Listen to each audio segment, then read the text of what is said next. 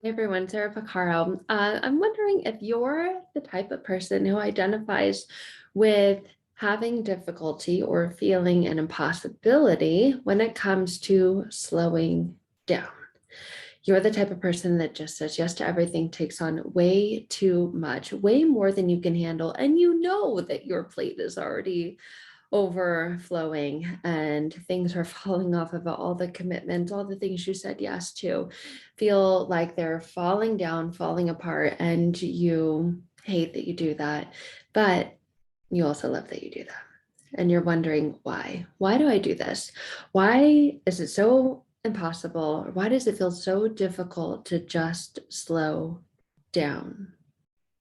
You're one of those people who recognizes and has an awareness of what you do. You don't know why you do it. You don't like that you do it, but you can't slow down. Well, today we're going to go over 4 reasons why you feel that you can't slow down. And remember this, I say it all the time to myself and to my daughter, whether you say you can or you can't, you're wrong. You're right. You're not wrong. You're right. You're always right. And your mind is always saying, okay.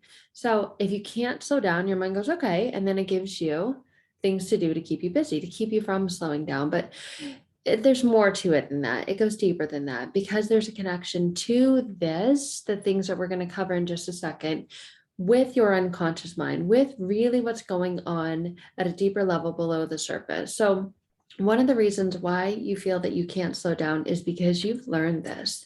You've learned to suppress your emotions by staying busy. When you're busy, you're too busy to really sit with the emotions that you're afraid to sit with. You're so busy. Busyness is a form of distraction. It's a form of avoidance. It activates that flight response. Well, I can't sit with my emotions. I got to go because my kids need me and I got to go to soccer and I got this with my church or with my community. Got to go, got to go, got to go. So you have the ability and opportunity to run from the emotions that you don't want to see, to feel, to deal with. So you've learned this. You've learned this as a protective coping mechanism. You've learned that you can stay busy and avoid all the things that you don't want to feel. You don't like a feeling, you don't have to feel it. Just get busy, right? And it's something that's sometimes advised in the mental health world is to distract yourself to keep busy, and it can have its time and place along the journey to healing, but it also can become very harmful and very detrimental to your mental and emotional health, which leads to impacting your physical and spiritual health as well. But one of the reasons why you can't slow down is because you've learned this. You've learned to suppress your emotions by staying busy. And we learn this oftentimes from our original caregivers, from our parents.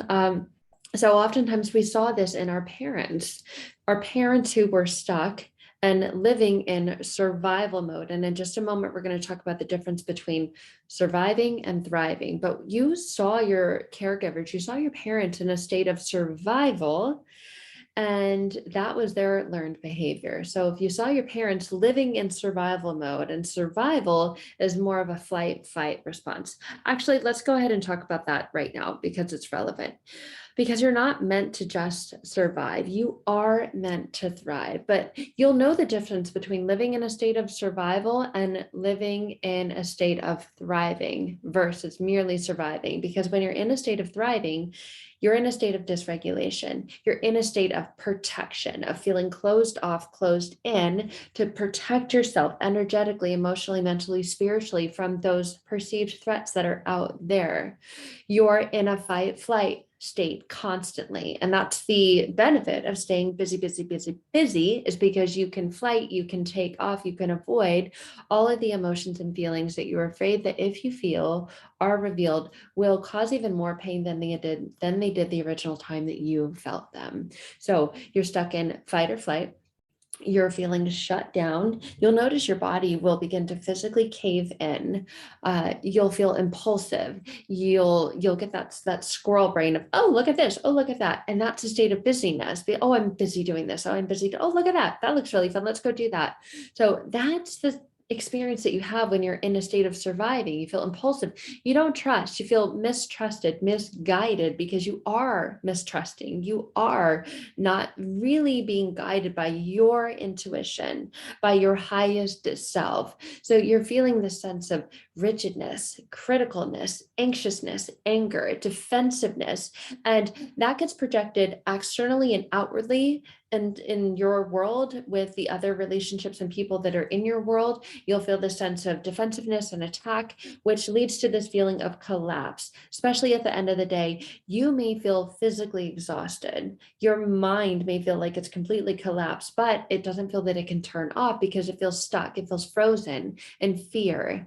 It feels stuck in this feeling of shame and despair and a restriction of movement. This is why a lot of people who are stuck in the survival mode are barely surviving and barely able to get out of bed in the morning. They don't have the energy that it takes to wake up and look forward to another day. They think, oh, God, another day I have to survive through, barely squeak by, make it through, right? Can I make it through another day? I mean, really, what is it going to take? So you feel the sense of heaviness, dread, overwhelm, and stuck in that shame and despair.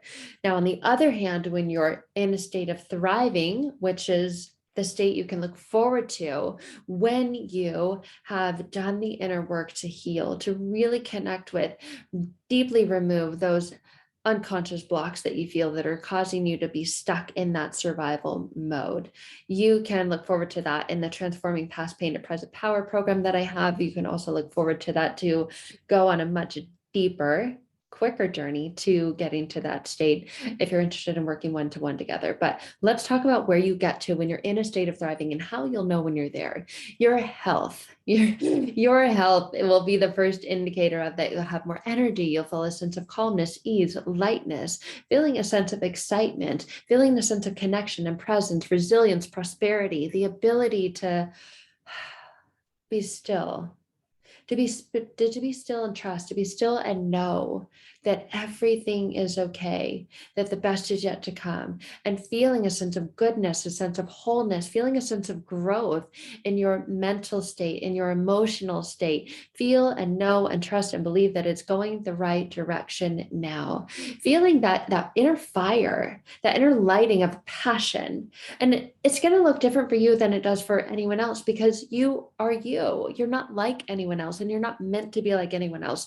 So whatever your passion is, maybe you feel so lost because you're stuck in a state of survival mode right now that you have no idea what your passion is or where to find it or how to even go about finding something you may be even interested in. But you'll feel that it's like a flame that's lit inside of you that glows brighter and brighter when you're connected to that passion.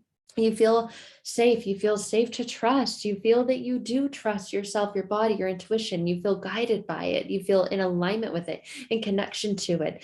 That ability to open up to love and receive and give love, beginning with yourself, beginning with your highest self, feeling a sense of R&R, restoration and rest, a sense of regulation, feeling that flow go through you so that you know when you need to rest. You know when it's time to turn it up. You know when it's time to dial it down.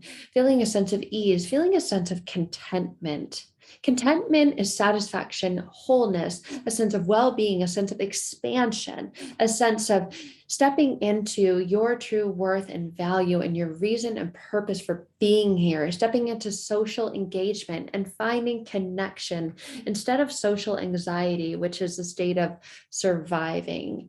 You oftentimes find that people who are in a state of survival are connected with social anxiety. When you're in a state of thriving, you're connected with a sense of social engagement. We're social beings. We're relational beings. We're here to connect. We're here to make bonds with each other.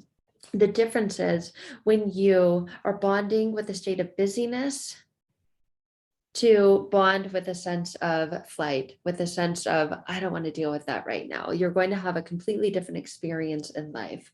And when you're staying busy, you know that the state of busyness is from past experiences, from inner beliefs that you have about yourself. You became used to and addicted to. I hear this word a lot. It's like an addiction. Busyness is like an addiction because you biologically and chemically did become addicted to those high levels of stress.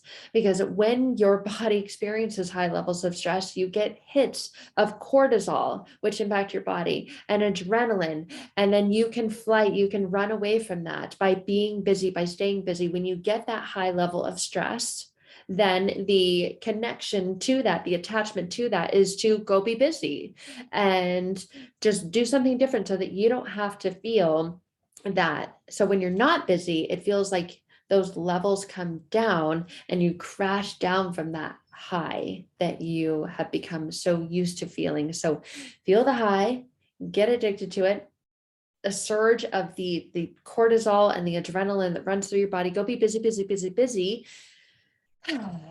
And then it comes down and you feel like you're crashing down. So you become addicted to those high levels of being busy and don't know what to do with yourself when you're not busy, because then you're not getting those deadlines, those rushes, those, oh my gosh, I have all this on my plate. Can I really do it? And so it sends you into this drive and this mode of gotta do it, gotta do it, gotta do it. It's kind of like when you're going through school and if you were the kind of person that, like most people, you didn't turn your papers in a week early. You waited until the very last minute. The deadline was 10 a.m. and you were up until 3 a.m. working on that paper. 4 a.m. You got 3 hours of sleep and then turn that paper in. You turn that baby in. When you have that experience, you have those high levels and pressures of stress, and you've become accustomed to working under that type of pressure. And now without it, what's the point of all this? So that's why staying busy, busy, busy, taking on so much keeps you in those states, those patterns, and those cycles. So another reason why you stay so busy is that being busy and having little downtime has become a part of your identity. It's become a part of who you are. It's become a part of how you function, the way that you navigate through things. So being busy and having little downtime, you feel that downtime is boring, is unproductive, is something that other people do. You don't want to be a part of that, right? You want to be busy, you want to be engaged. That's why over the last couple of years, that pandemic, it did a number on people because people no longer could stay in that heightened state of busyness and no longer could avoid and run from the things that they were avoiding and running from. So, to get to that state where you don't need to distract yourself, you don't need to perpetually be busy and have your calendar completely overbooked, and get to that state where you're thriving, where you look forward to calming down and knowing that you're not a boring person because you have downtime or a calm time. In fact, you're more than likely a healthier person from the inside out because you're more connected to your true, genuine, authentic self. But if you've gone through a traumatic past, a traumatic childhood, a traumatic relationship, you may find that now one of your protective and coping mechanisms is to just be busy, busy, busy. That way you don't have time to think about all the things from the past. But they're still there. They're still impacting you. They're still making a significant difference in the quality of your life. So, if you are ready to get to the very core and very root of that and heal and transform from the inside out, to transform that past pain to present power so that you don't need to stay in that crazy heightened state, I would love to connect with you. It significantly impacts every area of your life, from your relationships, your health, your job, your extracurricular activities, your mental clarity, your emotional regulation, your ability to deal with, to handle things.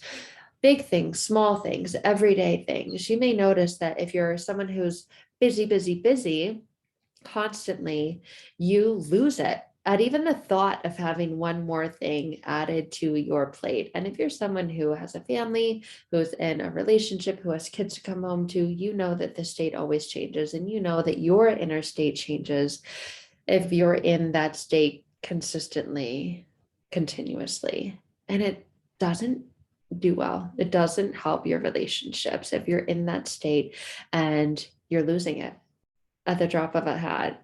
I mean, one more thing and you blow up, you go off on the people that you love, and the people that you love are the ones that take the brunt of this. It's not fair to them. And you probably feel that there was something you wish that there was something you could do about it. And there is. And it's to go within. The answer is always, always, always within. But so many people are afraid to go within or feel that they don't know how to go within. And that's because the way that our mind works, we've got our conscious mind, our knowing mind, and we've got our unconscious mind, which is more of our feeling mind. And that part of our mind doesn't always feel safe to go where it needs to go to set you free. So if you're looking for one-to-one guidance and support with that, I would love to talk to you more about transformational healing, or just see you inside of our program and go ahead and get started today. Either way, you can find more information about both of those in the description below this video. And I look forward to connecting with you so that you no longer have to live in that perpetual state of busyness. So you can go from surviving to thriving. All right, guys, that is it for today. I look forward to seeing you again very, very soon. Take care.